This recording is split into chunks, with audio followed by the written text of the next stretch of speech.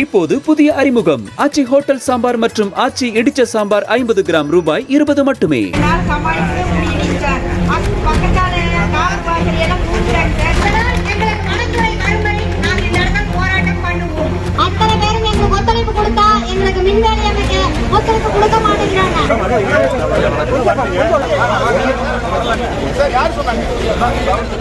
வனவிலங்குகளால் விவசாய பயிர்கள் சேதமடைவதை தடுக்க வலியுறுத்தியும் மின்வேலி அமைத்துள்ள விவசாயிகள் மீது வழக்கு போடுவதை நிறுத்த கோரியும் 200க்கும் மேற்பட்டவர்கள் கோபிச்செட்டிப்பாளையத்தை அடுத்த கள்ளிப்பட்டியில் போராட்டம் நடத்தினர். டிஎன் பாளையம் வனச்சரகத்தில் இருந்து வெளியேறும் விலங்குகள் பயிர்களை சேதப்படுத்துவதுடன் கால்நடைகளையும் கொன்று விடுவதால் விவசாயிகள் சிலர் மின்வேலி அமைத்துள்ளனர்.